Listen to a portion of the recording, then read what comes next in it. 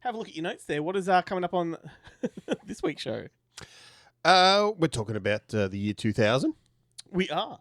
Which is, do you remember Beyond 2000? I certainly do. Amanda Keller. Yeah. And we're now 25 years past that, and none of the things that she talked about on that show have come to pass. I know. We are well and truly beyond 2000. Beyond 2000. Okay, so what else we got? We've got a movie battle. We've got The Freshman and Family Business. Family Business. Yes, I suggested just earlier today that it should have been Disorganized Crime. But triggered me too. I'm like, ooh, I forgot about that. Forgot about that one. Existed. Just as well because I, in true Ben Good Movie Monday style, forgot. I was ready to watch next week's movies. And I haven't seen Disorganized Crime since VHS. Mm-hmm. So I need to have watched it. And we've got this guy. And we got someone else in the room. I completely forgot he was there.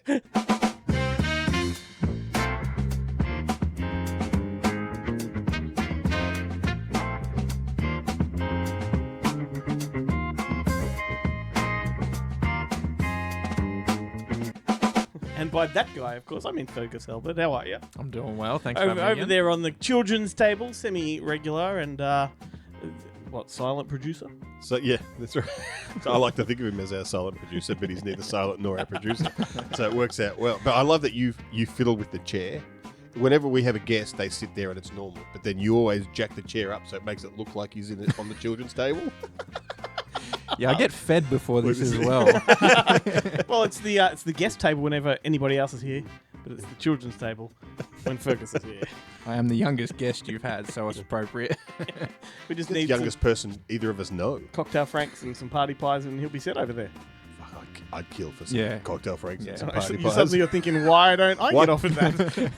Look, it's never, because I'm single, I always end up on that at weddings. I'm always end up on the kids' weird people's table, but it's where the best food goes. Mate, when I was single in between partners, just before I met Mel, I used to go to a Saturday night, I'd go to Daisy's nightclub in Ringwood, right? Only because they had the over 30s night and they'd walk around with party pies on a tray. That was my dinner for a Saturday night. So I wasn't interested in anything else. I just fill up and go home. Movies to watch. Save some money with that too. Yeah. How much was the door? I would be $10. That's actually not bad if it's all you can eat pies. Yeah. Take that in a heartbeat. If I remember correctly, Daisy used to pay you $10. That's right. You're a walking promotion. Yeah. So you got to the door and they're like, here's your $10 and go inside and help yourself with party pies. Not long after I met Mel, it closed. So that's right. You can buy them frozen now. Oh, for goodness sake. Hey, welcome everybody. Good Movie Monday. Thank you for joining us. Pleasure to have you with us. We are the podcast dedicated to nerdy cinematic ramblings. We do it every single week. If you're new to the show, please go over to our website, goodmoviemonday.com. From there, you can click through to every one of our socials and give it a like, a subscribe, and a comment, and all of that good stuff. You can also buy merch now. You can buy T-shirts. Which we still have not bought ourselves. You can get hoodies, and I think I've got a coffee mug there, as well as a whiskey glass. Ooh. Yes. You piqued my interest. I'm just waiting for, I've just got to lose enough weight so I can fit into one of the T-shirts. Yeah. They don't make do you have it in a 8 times husky? Buy like 2 large. And just sew them together. Yeah, that's right. I'll get Mel to do it. All right. Because I don't have a partner. Yeah, and if I did it myself, it'd be like a muumuu. Oh, so we're sharing my wife now, are we? Yeah, that's it. Does she know? Oh, I'm the kid then in this situation. Yeah. It's been a week. How's your week been, mate? How's the cold treating those old man knees? I tell you what, the knees have actually been good. What hasn't been good is the hands. Oh. My hands are just cold. I've been wearing all the time. I've been wearing fingerless gloves most of I've they're pretty handy. They don't protect your fingertips though. Yeah, it really comes. Yeah. No, I've. Funnily enough, I actually bought because I take my dog for a walk at 6:30 every morning, and it's freezing outside, and I had fingerless gloves, and I got to the point where I was basically just wearing them, like balling my hands in fists and pulling them out of the fingers because it was too cold. So I bought another pair of gloves that have the little special touch so you can still use your phone with the gloves. And then I put the fingerless gloves over the top. Still not good enough at keeping the fingertips warm. Kind of genius. Yeah. It was. I looked weird, and Well, you can buy those mittens where the mitten comes off and folds over. I bought some of those off Amazon, but they were just too small. Mittens are overrated. What can you do with mittens other than a good wank? Like you can't hold anything. Only grip the anything. stranger. Is that what you call when you sit on your head? Of course, Fergus going to know the lingo. Oh, I'm single now. Yeah, I got it. He's met many strangers. I named them all too. Madam Palm and her 5 lovely daughters. That's right. Are they all women or? I'm not telling anyone that. That That's was for me to know. If you sit on both hands, then you got 2 strangers, and they're not related. Oh. This is the Oh, this God. isn't it? This is the problem with an all-male podcast, right? Yeah. I'm learning a lot though. This wouldn't happen if Come on, Fergus. this wouldn't happen if Melzy was here. Although I think we did the other stuff. We got pretty grotty with Melzy. Yeah. Oh my goodness. Anyway, moving on. What else we got for this? We've been through what we've got coming up. What do we got now before we throw to the next segment? We went to see a movie. Yeah, but we can't talk about that because the movie's not on for a few weeks. Oh, isn't it? Yeah, no. Have I talked about? I thought it was starting this. I'm so used to these to the promo screenings we go to being on the day before. Yeah. No, The it was a theatrical long. release. It was a long It lead. was a long lead one. Yep. Yeah, right. Have we talked about Final Destination Bloodline? Have we talked about that in the show? Son of a bitch. No, Multiple times. multiple times. Oh, damn, because that was really good. I enjoyed that. Yeah, I was ready to talk about it. We'll get your opinion. Is it still playing? That's the question. It still is playing. Definitely still going. What did you think of it, Ferg? It's great. Yeah. Yeah. There we go.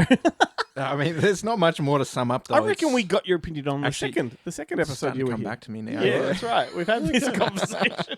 Bit of deja vu. What Doesn't else, hurt. what else have I seen at this? That's the only thing. It's just so because I went to see that off my own bat, and it's so weird for me to go yes. now just to go to a regular movie.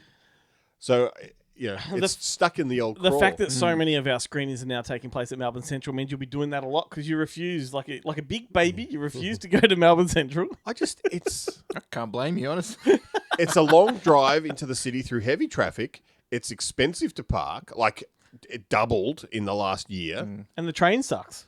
The train Oh, sucks. public You transport have to in get a general. bus Our replacement service Our train half line the is way. horrible. Uh, Fair enough. It's and it's the only place that I actually get invited to myself for the screenings of. Usually he's a +1 Usually for me, I'm a +1. but there's a lot of screenings there where you actually get your own invitation. I get my own invitation, which means we can double up on guests. But it does. Look, if it's a movie like what was the last one we saw? 28 years later, I reckon it I might brought be, a yeah. guest to that, so that forced me to go. It was like, well, it's like it can double as a hangout. But the best part about going to Melbourne Central has now been because I am desperate to fit into some Good Movie Monday merch. I've stopped eating a lot of junk food, and the best thing about going to Melbourne Central was that food court. And now I don't get to partake in anything in the food court, which is Yes. upsetting. Yes. Well, you got to pick and choose. Yeah, What's more important to you? The food court. the food court. yeah, but And that because Korean fried chicken place. because the screenings we go to are usually Monday, Tuesday, Wednesday, sometimes a Thursday, but we don't record the show till Monday, and the movie comes out the day after the screenings. I can just go to see it. Literally, for me to go see it at Hoyt's in Chadstone, Yep. it cost me $5 less than it does for the parking in the city to see it. Mind you, coming out this week, this Thursday, is Superman, but at the time we're recording this, we won't get to see it just yet. No, Like, the way it works is mysterious. but that's going to be Anyway. at IMAX, I think, that one. Yeah, and that's not a problem, right? Yeah, that's fine. Except for the actual fucking cinema. I hate IMAX with a passion, but anyway, whatever. Listen to us grumble. All these free movies we get to go Yeah. to. God, what Such a a hassle. problem. Such a problem. What I was suggesting before, have you got anything else? I was just like, have you got a box there that maybe we can... Oh, Yeah, that's what I was talking that's about. what you. That's Yeah. what you were hinting at. What's in the box? What's in the fucking box? I finally got my contributor copy of Ozploitation Rarities Volume 3. Mm-hmm. The box set that I rage quit umbrella over, which we mentioned last week. I think you left it in. You asked me if I wanted to cut it out. I was like, no. Let everyone know that I've got a problem. Well, I mean, this is an interesting box set. I'm very proud of this box set for a very specific reason. That's right. There is a commentary on the first film in the box set, Scobie Malone, that was recorded in this very office, on this very desk. So who was sitting here and who was sitting there? I believe Stephen Vag was sitting there. I'm in the Vag chair. You're in the Vag chair, and I'm in the King chair, because this is where Justin King was sitting. So there we go. So that's Brian Brown on the cover there from Empty Beach, and then Ray Barrett on the back. I'm not sure who I think the woman is the woman who plays the missing girl in Goodbye Paradise. Right. Okay. Good stuff. These boxes are great. Love them. And there is the fantastic booklet that comes with it that you don't get in the standard edition if you buy it from JB Hi-Fi or other quality retailers. It only comes with the exclusive web store edition that you can buy on the Umbrella website, as does this book and the cards, and the slipcase is even different. The slipcase, this is a hard box, whereas the one that comes out in the retail version is a soft box. Right. And Fergus loves a soft box, don't you, mate? Whereas I like a hard box. Now. Yeah, there we go. I'm impartial. Speaking of. Yeah, that was supposed to be on the spine, and they made us take it off. Oh, really? Yeah. What's the reason for It's that? harmless. The phallic nature of it. No, just pure okay. spite. Okay. Are we talking the banana or the other image? Both. I can understand. I can understand. The banana was supposed to be on the spine. That was supposed to be on the back. Right. The back, which is covered by Yeah. that. So you would never see it in a retail environment. Yeah, right. Okay. And we could have changed it for the retail version. Yeah. This Well, is do you remember back in the day when the VHS of the Craze came out and they had that squishy cover? squishy cover, yeah. You could have had a squishy boobs on the Well, cover. do you remember there was, what was it, summer Vacation, I think it was called, and it had the, I don't even know, like Brain Dead. The Brain Dead cover was that puffy 3D stuff. Yep. And it was the boobs on the Summer Vacation one. Amazing. Hey, there's a lot of boobs in this book. Yeah, I might need to borrow that booklet after this. Just for 5 minutes. That was our argument. All the movies are filled with sex and violence. Yeah. So we should be able to put sex and violence on the cover. I kind of agree. But Anyway, it didn't have anything to really do with that. They were like, because the next Ozploitation Rarities box set, which they haven't announced yet, is going to be more sexploitation oriented. Okay. And like, it's going to be fine with that one. Yeah. Just not with this one because it's Oz Noir. Okay. And I'm like, Fair enough. No, I kind of get that. but it was that. But the banana was supposed to be on the spine, which that banana doesn't offend anyone. Save that for the Beverly Hills Cop box set. Yeah. Well, I think he's put it back on to the next box set because joke. one of the films in the box set is. Oh. Which is there we go. I've just broken that. That secret. Secret out. Trade secrets. My God. Do I need to bleep that? Is the question. So in the box set we got Scobie Malone with Jack Thompson, Mm-hmm. and then Goodbye Paradise with Ray Barrett, which is a fantastic film. They're all actually really good. Empty Beach. Yeah. Is the third one, which had only ever come out on VHS before anywhere in the world. So this is a digital, I guess, exclusive. Yep. Keep going. Goodbye Paradise, I think had come out on DVD. Umbrella had released it on DVD, but Blu-ray first. Same with Scobie. Scobie had a DVD release that's long since out of print, and is now out on Blu-ray. Terrence Elliott from A Country Practice is in this one. Mate. They're all great. The music in this, the music in all three of them, but the theme song for Empty Beach, which is by the theme song is by Mark Hunter from Hunters and Collectors, is Mark Seymour? great.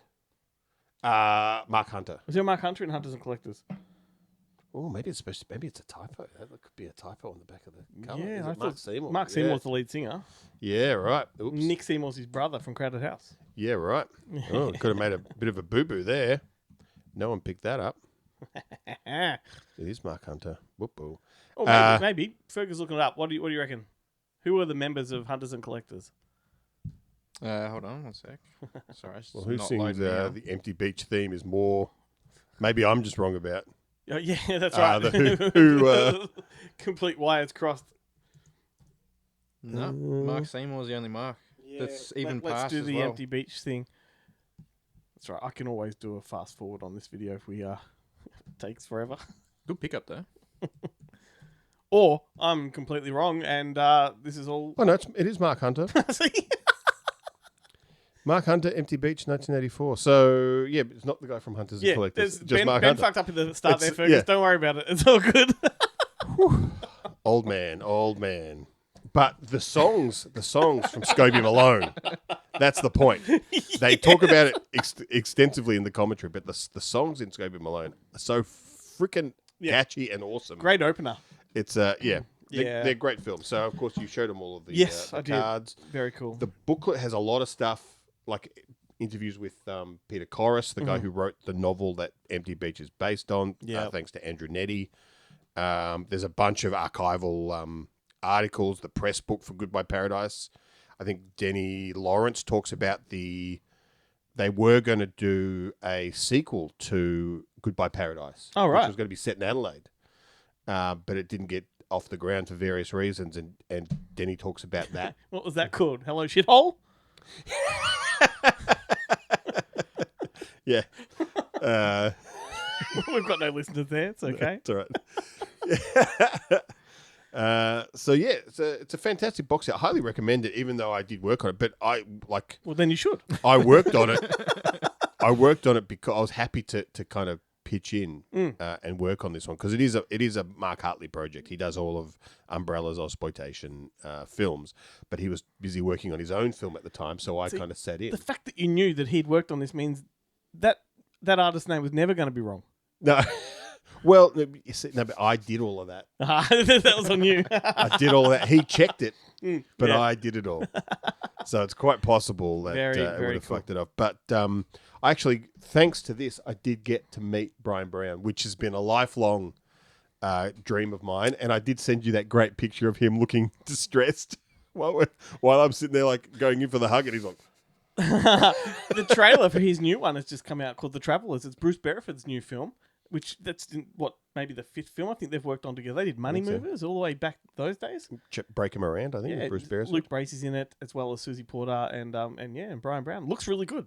Yeah, right. Yeah, you'd relate. It's all about an old man going senile. So I'm there. I don't need to watch that movie. I'm living it. I just have to look in the mirror and go, who the fuck is that? It's Terrific TV Tuesday, the only Tuesday TV segment that drops on a Monday. This week, Glenn, I watched a show called Saint Pierre. ooh, is it about Which- the Canadian St. Pierre? Yes, it is. Ooh, Nova Scotia. It is, yeah. Amazing. It's your old stomping grounds, the home of the Labrador and the Newfoundlander. Well, I mean, those two dog the breeds. state is called. I mean, St. Pierre is an island Yeah, off Newfoundland. Labrador is the mainland portion of the state. So it's a weird thing. yeah. Yeah. And Saint Pierre is a French. Mm-hmm. I don't know what they call it. They actually, it's got a name. Like it's not a protectorate like Costa Rica is. It's Yeah. county or something like but it's controlled by the French, although it still has something to do with the Canadian authority. Yeah, the governance there is really bizarre. Yeah. I think it's a bit like French Island in Victoria. It's got its own governance, Right. but it still falls within the Victorian, I don't know, electorate or whatever. But anyway, Yeah. It's an interesting show. It is basically the Canadian version of Death in Paradise, except it's I guess it's the Canadian version of Paradise where the weather's kind of okay, but it still rains all the time, as opposed to like the middle of the Bahamas, like the Death in Paradise one is. you get icebergs. Yeah, You know? it's basically an episodic detective show. Yeah. And it stars Alan Hawco, who was in Republic of Doyle. Do you remember that TV series? That's a Newfoundland show. Yeah. Yeah. So this guy must live there or something because he's in all of the shows set there. So he's an inspector in the police, and his ex-wife, has shacked up with a politician, he's a guy from, I don't know his name, but he's in Smallville as Lana Lang's kind of boyfriend in the first couple of seasons, and he was Flash Gordon for 5 minutes in the Flash Gordon TV show. but he hasn't really come up, much in the show so far. Yep. But he's a politician. He's a pretty big Newfoundlander politician, and he gets publicly arrested by Alan Hawco, who believes that he's corrupt. But for whatever reason, he arrests him, but nothing. Nothing seems to happen except that then they banish Alan Hawco to this island of Saint Pierre because it's too hot for him in Newfoundland. What? So because of because it's his ex-wife and all this sort of stuff. So he basically goes over there to help them solve crimes. This in English? Yeah, in Okay. English, and there's a little bit of French, but mainly in English. Yeah, it wicked. is the Fun fact about Newfoundland: more pubs per capita in the city of St. John's. right. Yep. And St. John's is featured heavily in that documentary that's recently dropped about that submersible that imploded at the Titanic. Yeah, right. So you get lots of nice St. John's landscapes in that. yeah, right. I'm big on Newfoundland. In case you haven't noticed, great Yeah. sitcom from the '80s, not sitcom, sketch comedy show called Codco that you'd probably appreciate. Yeah, right. Yeah. I mean, it does sound. Great stuff. Sounds great. So basically, yeah, that's the plot. He goes to this small town while simultaneously working on this in the background. It's a crime of the week type show. Cool. All right. I might give it a Pretty shot. interesting, yeah. I had never heard of it. Fergus, have you watched anything recently? Finally got around to 6 Feet Under Oh, hang on. For the first time. for the first time. Yep. Oh my God. So how far into it are you? I just finished season 4, so I'm on to the last season. Oh Yeah. my God. Are you in love with Lauren Ambrose yet? I reckon, How can you not be? I dead set. How can you not be in that show? Oh. it was sort of it was before television was as respectable as it is now, right? It Yeah. became cinematic, but this show, I reckon, just changed the game. It was the 100%. best thing since Twin Peaks. Like, it was just... Because it was one of those early Phenomenal. HBO adult. I think it was the quality second shows. after Oz. Yeah, I think Yeah. it was Oz and then Yeah, 6 well, Feet HBO Under. redefined television. 100%. Really. because prior to 100%. that, HBO was known for like taxi cab confessions and stuff like that. Like that's the kind of shows Wasn't that it it put on. Skinamax before Well, it was HBO? Well, no, Cinemax that still exists, my friend. Oh, shit. And it is gold.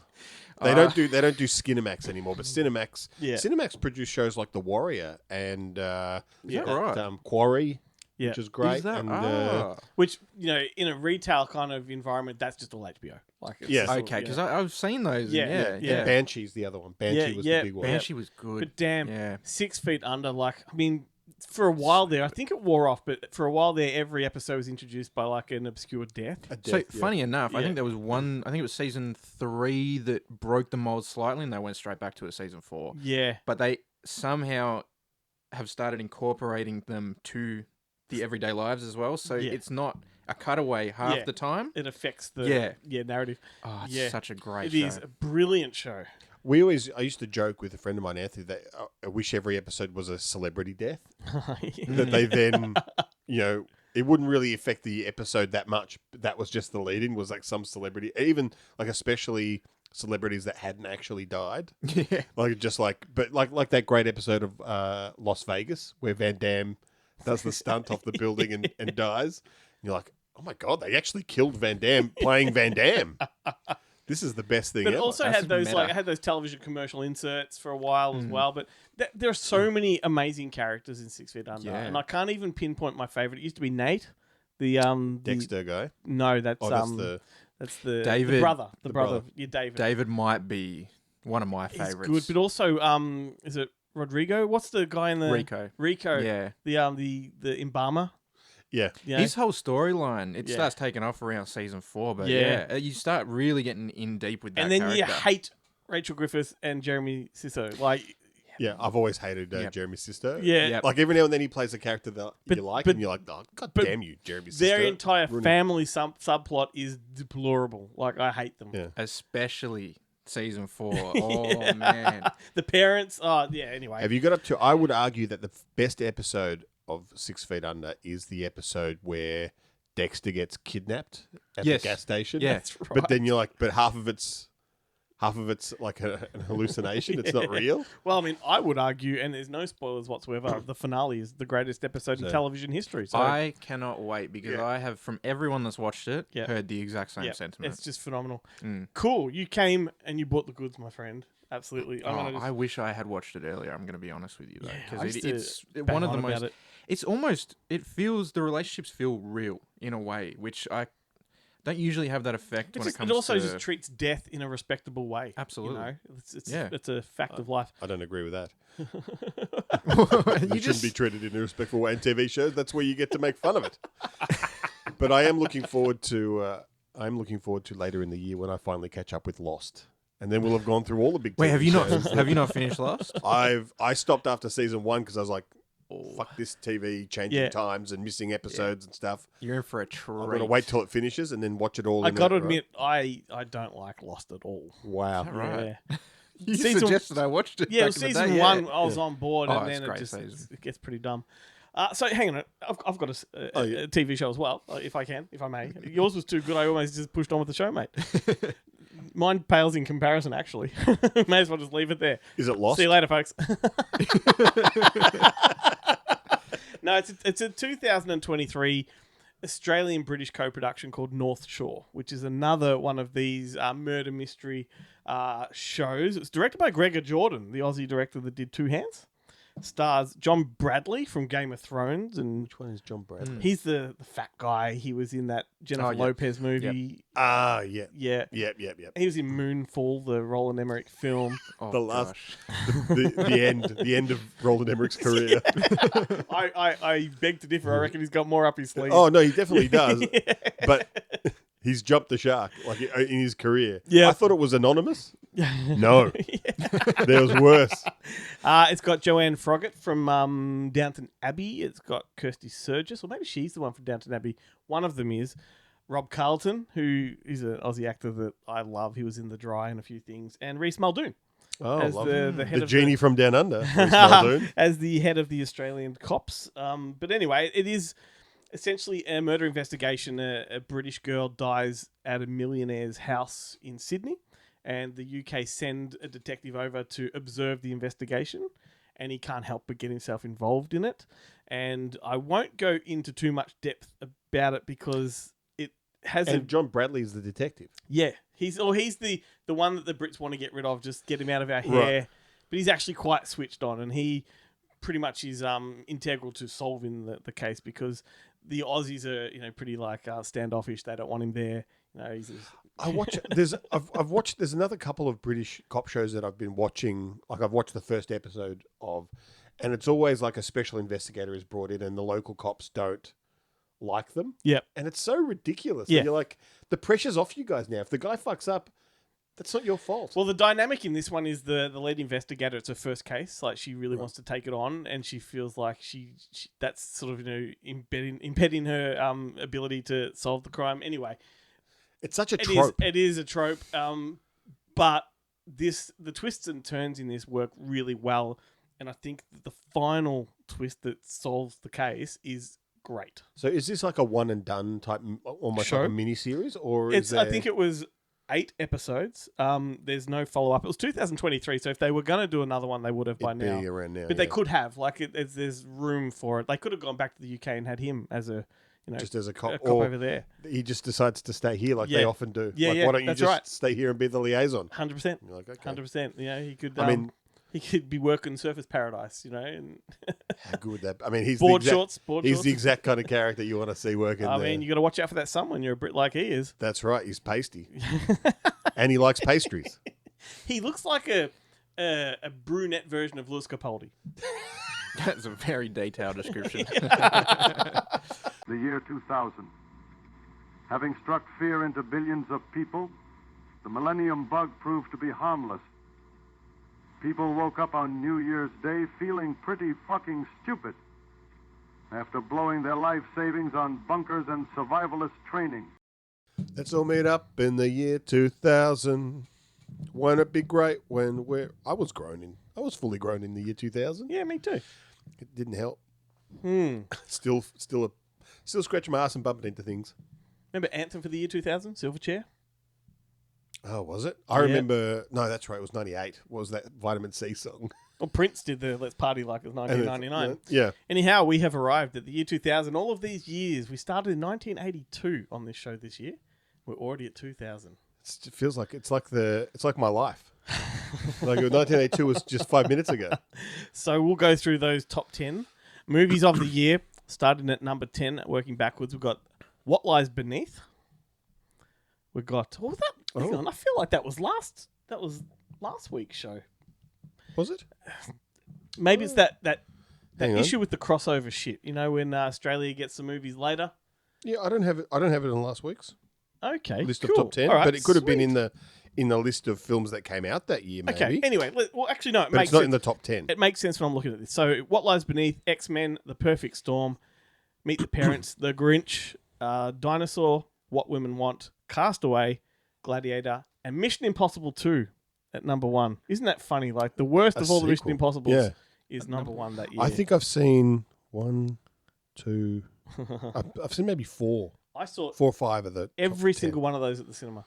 And the funny thing is, the reason I got stumped a bit there, Castaway and What Lies Beneath were filmed at the same time, because remember he had to go away and get skinny or fat or one or the other. So they filmed Castaway, half of it. He had to then go and gain weight or lose weight. I can't remember which. And in that time, Robert Zemeckis went and made What Lies Beneath. Ah, right. I was going to say, I don't think Tom Hanks was in What Lies No, Beneath. but Robert Zemeckis went and made a whole other movie while Tom Hanks went and got his shit sorted. So I always loved it. And What Lies Beneath was a great Hitchcockian kind of horror film. Really loved that one. Have you ever seen that, Ferg? No, I haven't. Harrison Ford, Miranda Otto, Michelle Pfeiffer. Michelle Pfeiffer. It does. It really helps you out if you play Cine Nerdle. It fucks a lot of people. Cine Nerdle. We may as well be sponsored by Cine Nerdle. We should be it's an sponsored app by where Cine you Nerdle. challenge other people to name that movie, and Ben and I have cottoned onto some that just will guarantee to stump them. Yeah, there's a couple of films that you slot them in and they win every time. They have to escape every time. Yes. And What Lies Beneath is one of them. So let me do the weekly thing of going through the horror films before we get to the rest. I'll go through these really fast. We've got American Psycho, Blair Witch 2, Cherry Falls, Citizen Toxie, Crocodile, Cut, Dracula 2000, Forced for Love of the Damned, Final Destination, Ginger Snaps, Hellraiser Inferno, Hollow Man, Ed Gein, Ju-on 1 and 2, if I'm pronouncing that wrong, stuff it.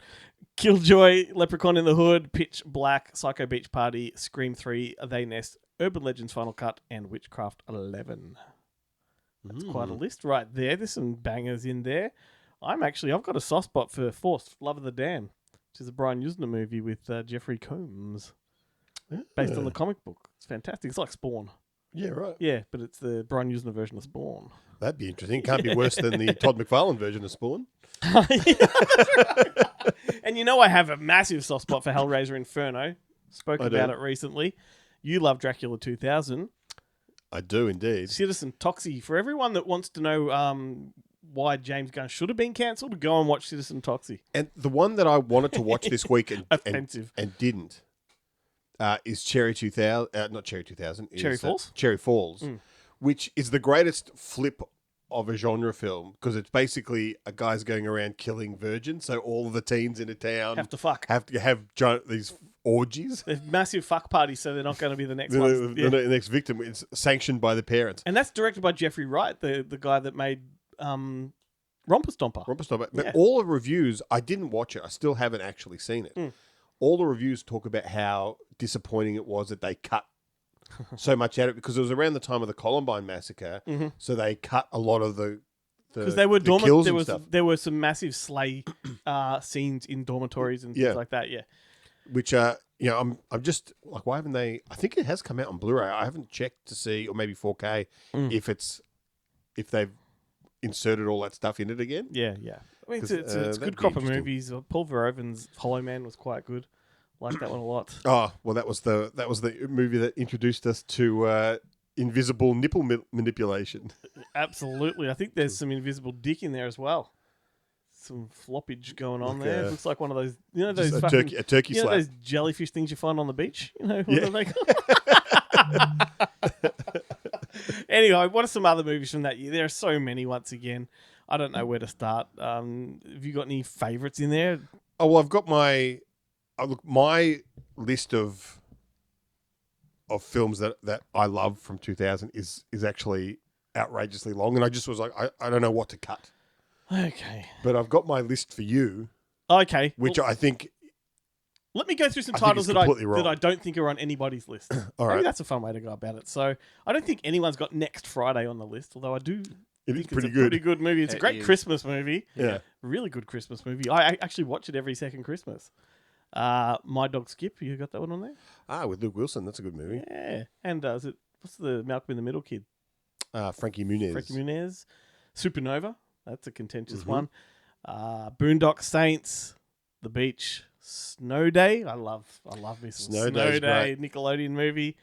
Whole Nine Yards, Hanging Up, Boiler Room, The Art of War, Bring It On, Highlander, Endgame. Saw that one at the cinemas. Almost Famous, Best in Show, Remember the Titans Dancing. There's just too many. Like That's too many. yeah. You've already made a couple of mistakes there. How? Like wrong names? No. But they're movies that are on my list. Fuck's sake. Well, let's actually. I haven't scrolled down to what I think you have selected. Are there any favourites there for you, Fergus? Like, From your list that you just read out, Yeah. Boiler Room. yeah, I because I'm just- still going to guess what some of your favourites are as well. I think you can get my top. I think both of you can. We had a conversation on one of the previous ones that I was on about it. Ooh, I may have that on the list. All right, I'll read out the Aussie ones. How about that? And then Yeah. we'll guess. So, Angst, Better Than Sex, Bootmen, Chopper, Cut, The Dish, Innocence, Looking for Alibrandi, The Magic Pudding, Mr. Accident, Hello, far out, love that one. Muggers, Sample People, Sensitive New Age Killer, Tackle Happy, and The Wog Boy. Isn't it Sample People? So Kylie Minogue made 2 movies. Mm-hmm. Well, In because the it year was kind of 2000. almost like her revival or her fray back Yeah. into the acting world. Because also, what was it before that? She did Moulin Rouge as the fairy. yeah, but there was something. Although that else might be before later. That old Street Fighter with Van Damme. The classic. Yeah, and she's She's done the camming. Delinquents before that. I mean, she started in acting, so it was sort of it made sense Yeah. that she'd return to it, but just never took off. When was she on Neighbours? She was Charlene. Yeah, Charlene What? in the 80s. In the 80s, okay. Yeah. Scott and Charlene. Scott and Charlene, they Yeah. were like the couple. The It couple. And that's what launched her singing career. Mm-hmm. Is that Which right? it was always a thing. I always think that Danny Minogue started acting in like Home and Away as a fuck you because Yeah. singing was her thing because she was on Young Talent Time and Kylie Minogue was the actress. And then Kylie started making films and got Neighbours. Yep. And Because Kylie came up. so Kylie started singing songs after like Locomotion. Yeah. After to capitalize on the Neighbours fame. So then poor Yeah. Danny was like, oh, well, I guess now I've got to be in Home and Away and try and do that myself. And Secrets. And Secrets. Great movie. They did not work for her. Yeah. Kylie came up through the Henderson Kids. Fantastic Aussie show from the 80s. Love me some Henderson Kids. All right, time to guess. Do you want me to go first? Yeah. All right, so for Ben, I've got down. I mean, if And I've got a lot, so okay. Well, it if you should get be. any one, I think we're doing pretty good. Yeah, So I reckon you got Wonder Boys on there. I do, yes. Yeah, you got Ghost Dog. Yes, I do. I reckon you got Bring It On. Yes, I do. I reckon you got State and Maine Yes, I do. and Little Nicky. No. Oh, how Almost close. perfect. And I do love Little Nicky. Of course. Oh, Wow. that's my best effort yet. See, I think I'm completely wrong with all of mine for you now. All right, let's do it. Final Destination, Fuck no. American Psycho, No. Screwed, No. Small Time Crooks, No. Almost Famous, No. and Best in Show. No. Best in Show is a really close. Yeah. I like The Mighty Wind better, so that. Oh, was- definitely. yeah. No, so I've got High Fidelity. Okay. I've got Ready to Rumble. Fucking hell. Shut up. That's what a shock. That is a shock. Like you prefer. Okay. Judgy. I got Frequency. Really? Did you like the TV series? Not particularly. Yeah, okay. Like the movie though. Return to Me. That's a classic. The Ladies Man. Yeah, I looked at the Ladies Man and I thought it's another Ladies Man. It's not the Ladies Man with Don Meadows. But No, maybe I was Timothy Meadows. Tim Meadows. Sorry, Yeah, that's the one. that's the one. Yeah. When I was looking Yeah. at it on the Wikipedia list, it had other people, and I'm like, is that? That's disgusting. Yeah, it is him. It Okay. is. Yeah, for sure. Lucky Numbers. Yeah, right. And 2 more. Chopper. And Unbreakable. Yeah, completely missed Unbreakable as even coming out that year. Yep, so there we go. Wow, like you have picked movies I never would. Not only would I have never picked for you, I'm shocked that anyone would have picked for their best films. I reckon anyone that's paid attention to the show would have picked a couple. You think so? I don't think so. Yeah. I mean, you've literally last week or the week before you talked about you hated you didn't like Drop Dead Gorgeous because it infringed upon the gold that was the Best in Show and the Nicholas Guest one. So I would assume I that didn't would use have been Best on in your Show list. as my example, though. Didn't you? I just said the Nicholas Guest films. Oh, I thought you did mention Best in Show specifically. No, have to mighty go back and have a win listen. for the win with that one. Well, anyhow, do you want to guess Fergus's? I do. Sure. Okay. Okay. What happened then? Oh no, we haven't done mine yet. We haven't done yours yet. Yeah, my picks. Oh, okay, yeah. I just But guessed. that's all right. Then Yeah, go on. you guessed and got some. But we can do it after Fergus. Well, no, before we get to Fergus, All right. I figured I just had a clean sweep pretty much of that. No, I told you there's a lot. Go for it. There's a lot. So that was, Bring It On, Wonder Boys, Ghost Dog, High Fidelity, The Tao of Steve. Oh, yeah. Remember that film? Yeah. Highlander Endgame, which I think has come up a couple of times. Oh, hang on. No. Highlander Endgame's the fourth one, isn't Yeah, it? you're no, thinking number that's 3. not. I'm thinking of 3. Yeah, no. Highlander Endgame is not on the It's list. also, well, Highland Endgame's still pretty good. It's the crossover with the TV show. With the TV show, yeah. yeah. With, Crouching Tiger, Hidden Dragon. Really? I fucking love it. Yeah, it's just love it. it's me. You know what I was doing there. Come on. If you could have waited, because there's definitely one that you could have. I've got I more. would have thought you could have. I've got more. You gave me plenty. I got you plenty, but Ready to Rumble. I'm surprised that that's a surprise that anyone thinks that is a surprising film to have as on your best film of the year. I didn't. It's list. not necessarily best. It's faves. I've got written there. Faves. Yeah, faves. Yeah, That's different from best. Yeah. I hate when mum and dad fight. We're not fighting. I just think I was justified in being surprised that it's one of your faves. Fair enough. Well, Ready to Rumble, you shouldn't be surprised. Like I've told you how much those sort of SNL style comedies, those 90s brand of comedy is right up my alley. It's my Oh jam. yeah, and Ladies Man, 100%. I just didn't think Ready to Rumble counted as one of those. Sure does. Oh, that's interesting. I don't know why you're upset. Like, I'm not interested. I'm not at all upset. I'm surprised. That's good. Is that okay? Yeah. Am I allowed to be surprised? This really is like a marriage on the rocks. Fucking hell. Finding Forrester, State and Maine, which you mentioned. Oh Brother, We're Out There, which is, in my opinion, the last good Coen Brothers movie. Be cool. Which I think most people who love the Coen Brothers era that I love would have thought it ended with Big Lebowski. Okay. But there's a lot of people, there's a lot of hate for Oh Brother. Yeah, there at the was. time. It was divisive. But then you got like the man who knew too much, whatever it's called. What's that? The man who wasn't there. Man Who Gandolfini Wasn't one, There. right? Yeah, The man who was he? It was the Billy Bob Thornton was in that. and James Gandolfini and Yeah. Scarlett Yeah, Johansson. he was. Okay, and Yeah. I loved Inside Llewyn Davis. So A lot of that people was do good. love that one, but then in between that, I get what you're saying. Burn After Reading was people love, but the love for there was no love for the cultiness of them had sort of faded. Like the when George the George Clooney, Catherine Zeta-Jones one, Intolerable Cruelty. well, that was their worst. That was by the far. that Hate was the that one film. that I think everyone hated. I hate it with a passion. Yeah. Yeah. And Shadow of a Vampire was the last one. Ooh, that surprises me. Oh, you didn't like it? You didn't? No, I liked it. It surprises me that you've Oh, got. that on your I list. liked it. Yeah, right. Yeah, no. Well, because I thought it would have been obvious only because we talked about it quite a bit with Nosferatu. Yeah, I know. I don't think we the conversation's never extended to just how fucking great it is. I think we just sort of spoke about it in passing. That's a good list. It's a great list. It's a good year. Like, it's, once again, just, completely fucking over my theory that we're about to jump over the cliff of, like, when the great run died. Yeah. I mean, I think this year's stronger than 1999. Dude, where's my car? Yeah, Dude, Where's My Car is a great one. All right, I'm going to guess some Fergus ones. All right. You can have a guess too. I reckon Ferg has Almost Famous in there. Wow, I'm wrong already. That was a no. I reckon he's got Chopper, Yeah, definitely. definitely, and I reckon he's got Snatch. Yeah, I've got that in there. They're not my top though. Oh, okay. I reckon, let me have a look at your list because I don't have them written down here. I reckon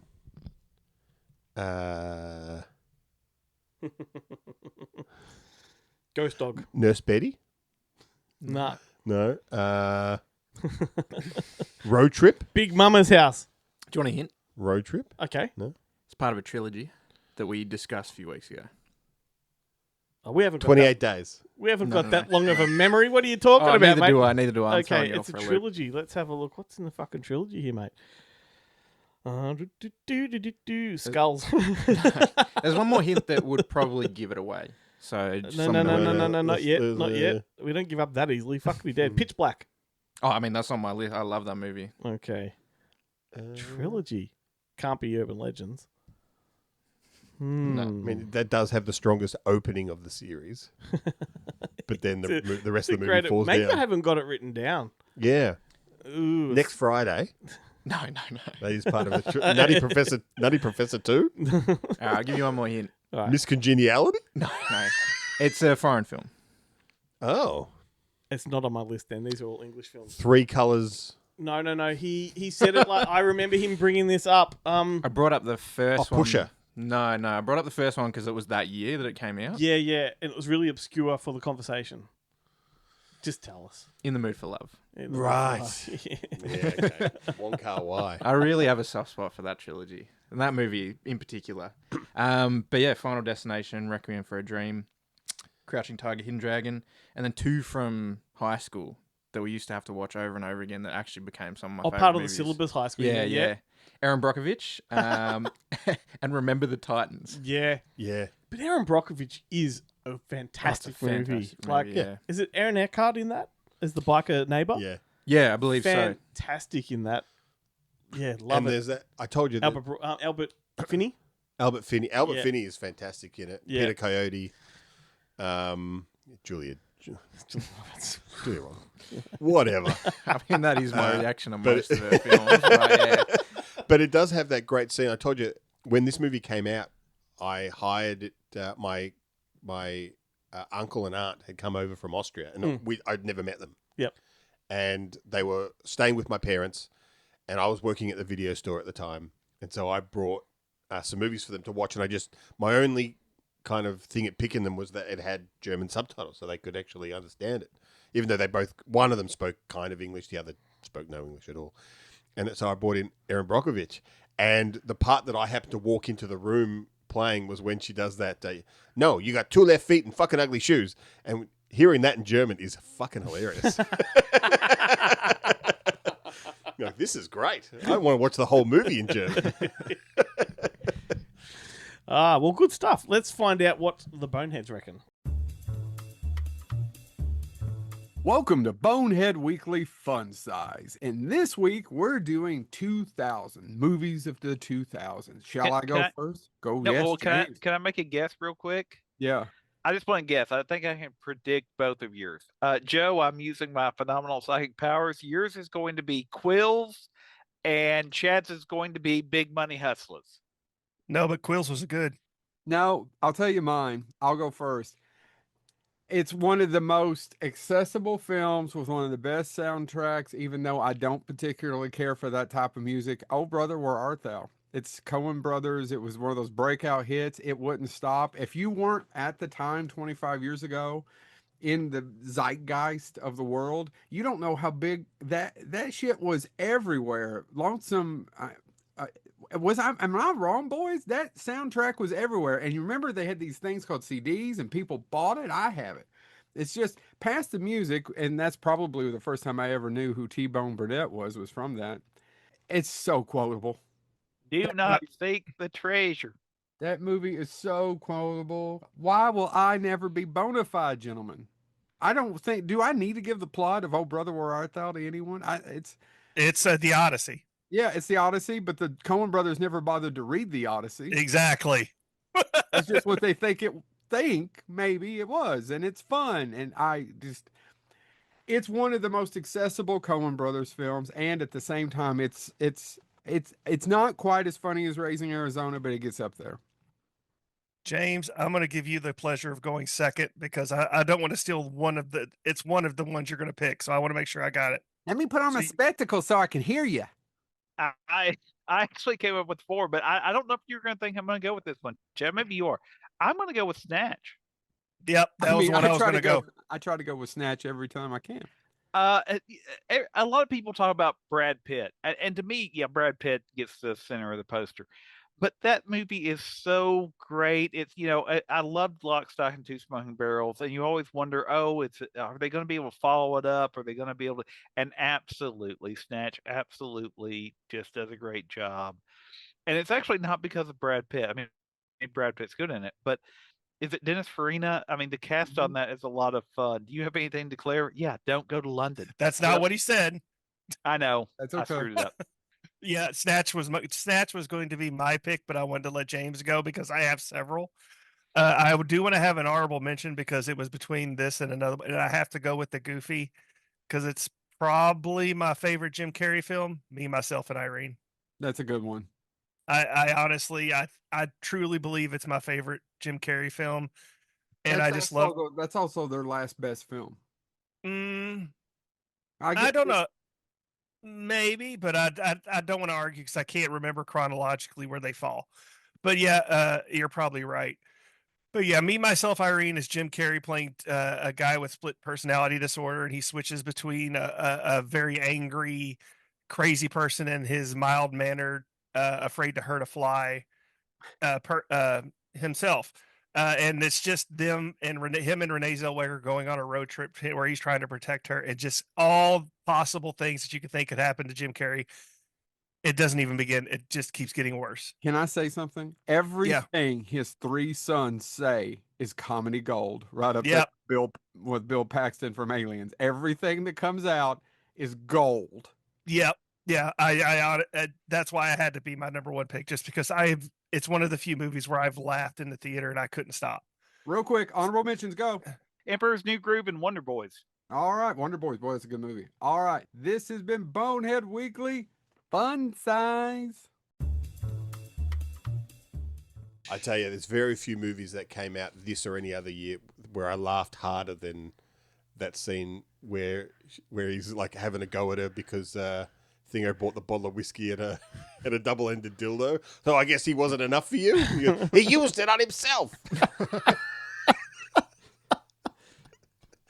He goes, that's all he bought for 3 months. These 3 months worth of supplies. What a banger. Thank you, Boneheads. And Trailer Howard's in that too. Yeah. In, Me, Myself, and Irene. I had such a crush on her from Two Guys, a Girl, and a Pizza Place. Oh, and I Dirty remember Work. that. But I mean, Chad is correct. Like, oh no, it was Joe. Every time those sons talk, like something golden comes out of their mouths. When Jim Carrey's crammed on the couch with them. Or even remember the neighbor or the colleague is like, interesting hair they've got there. Water kind of just beads off the top of it. It was like, and it's correct, it was the last edgy Farrelly Brothers movie.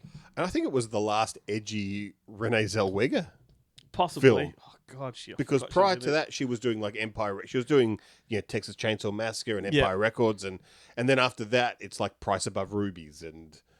Well, I think she Bridget had Jones' Diary. She had done Bridget Jones at this point in time. That's what sort of put her star on the rise and why she was in this. But geez, Still milking that franchise as well.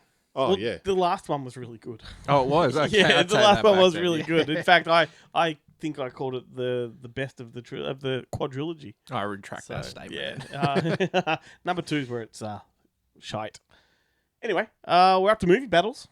Yes. Let's do it. Got Family Business versus The Freshman. Was that the wrong sound effect for that one? No, that's correct. That's right. Yeah. I thought I'd do it this week. Yeah. Because you're hosting, so then I'll do that. It's not as if I choose where the explosion goes. You just time that perfectly. Yeah. That's right.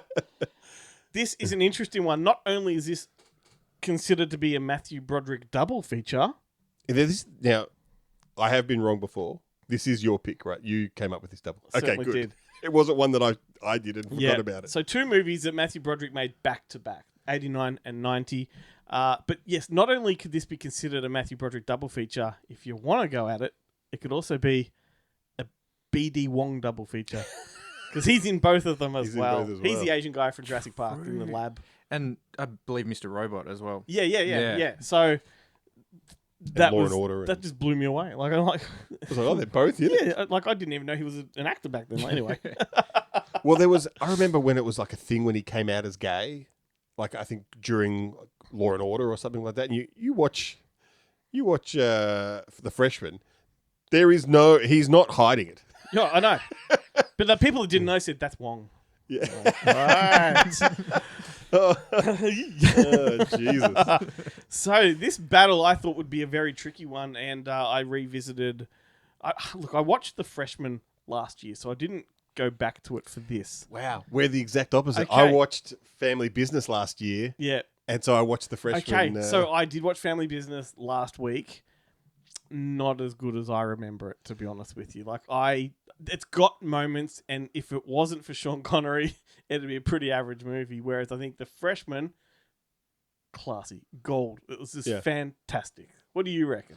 Yeah, look, I would agree. I would say that Family Business is definitely not Sidney Lumet's best film. No.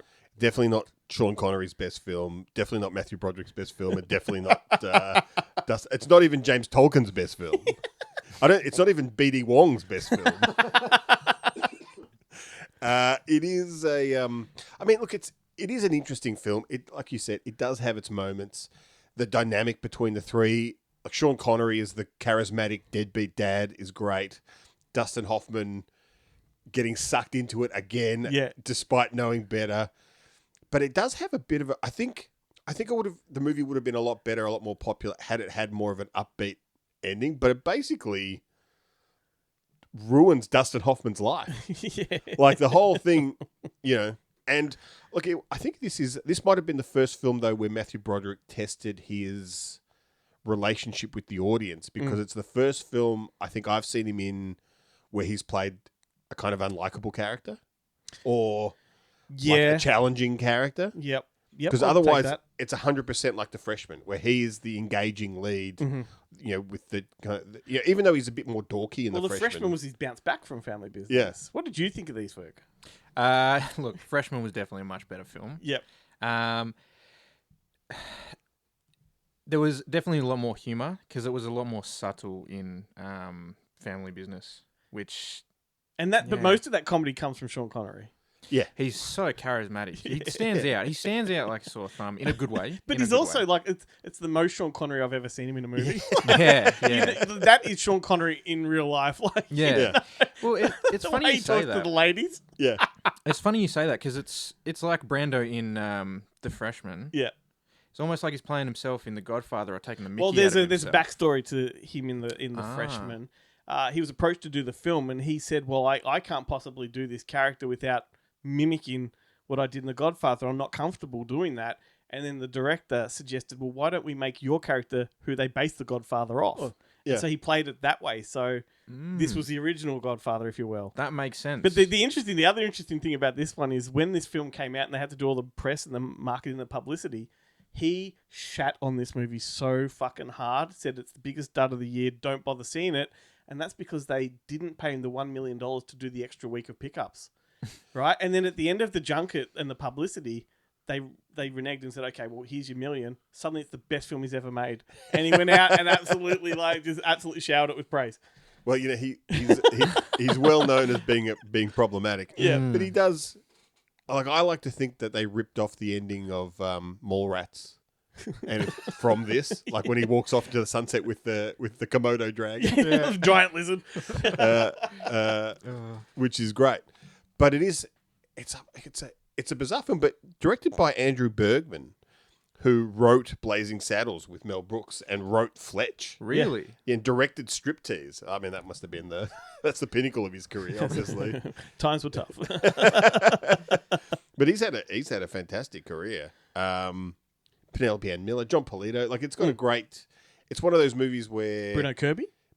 That's the one point... Frank Wiley is great too. Which explains... Oh, no, it doesn't. Keep going. The one thing in The Freshman that I didn't buy was when he's chasing after Bruno Kirby in the street at the start because he meets Bruno Kirby and Bruno Kirby steals all his luggage. Like, he's just come to New York to go to film school. He's from Vermont. Yep.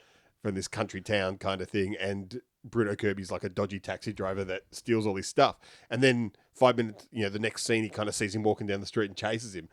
he can't catch Bruno Kirby. And you're like, come on, man. He's got 20 years on you. He's unfit. I miss Bruno Kirby. So good. I love him. And of course, he's a Godfather Part 2 actor as well. He's Marlon Robert De Niro. And Marlon ironically, Brando's, John Lovett's replaced him in City Slickers 2, and John Lovett does all the Brando stuff from The Godfather. yeah. So what goes around comes around. So I think it's unanimous, yeah? This is I our think first it's, one where... Yeah, I think Freshman is a win. Yep.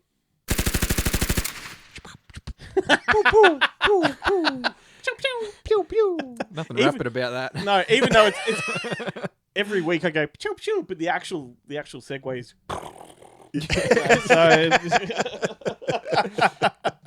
I don't know where that came from. Yes, let's recommend some stuff and wrap this bastard up. I'm gonna go first. Do it. I'm going back to the Aussie stuff. I don't know why. I must have just been in a mood. It is an Aussie TV murder mystery movie that was called.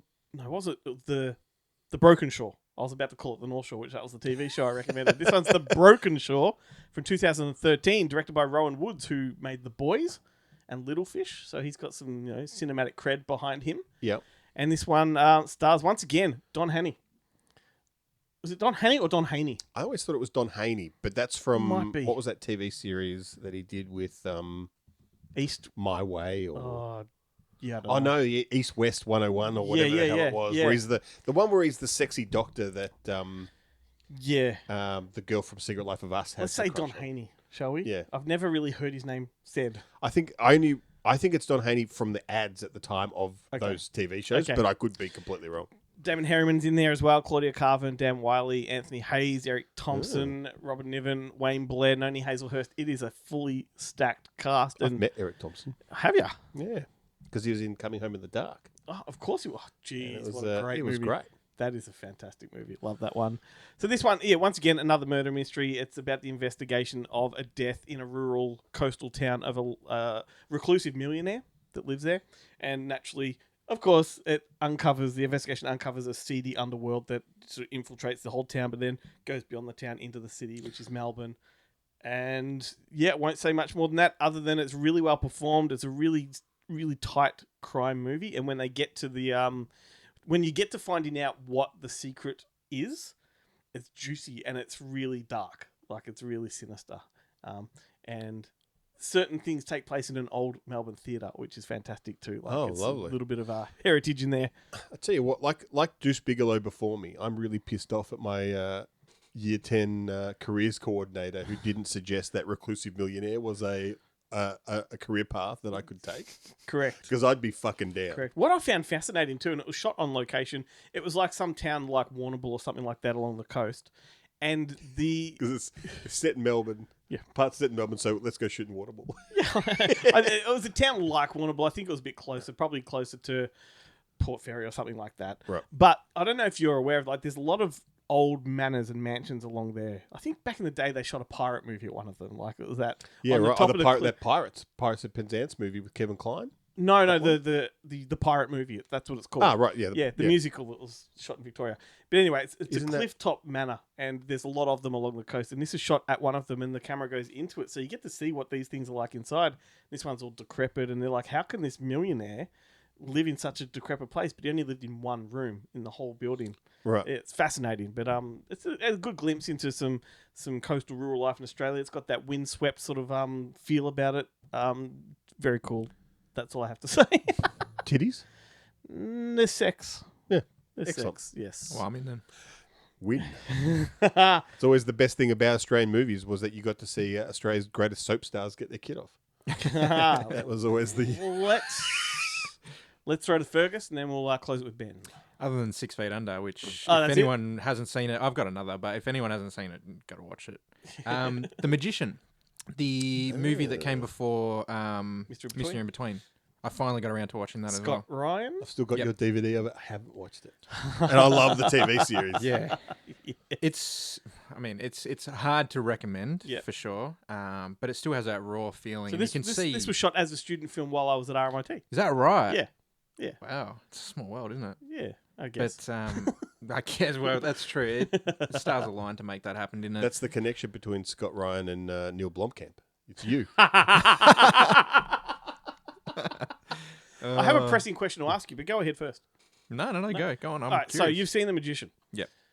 How much would it take for you to eat a bowl of shit?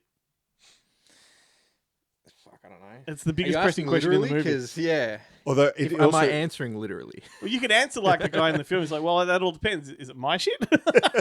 Yeah, but even for me, how does that make a difference? Yeah, that doesn't make a Would you difference. rather eat your own shit or someone else's if you, like, were in that moment you had to? I don't know. Matter of life and death. It just makes me think of that bit from You're just eating what you've eaten. yeah. But I know what I've eaten, Yeah. and I know what's wrong with my insides. If I've had Beer. dairy, it's yeah. You like- need a straw. When the guy I used to work with was a vegetarian for a long time, and even so, he ate healthy. What came out of him Plankton. was horrifying. The stench was Wait, why'd you see it? sometimes. Well, sometimes you don't get enough fiber when you're on a vegetarian diet. Curiosity killed the cat, man. That's right. But do you remember? Oh, it's not Bring Me the Head of Alfredo Garcia. What was the Things to Do in Denver When You're Dead? Oh, yeah. And the whole Treat Williams Bill Nunn. There's a Garcia in relationship. that. There is a Garcia in that.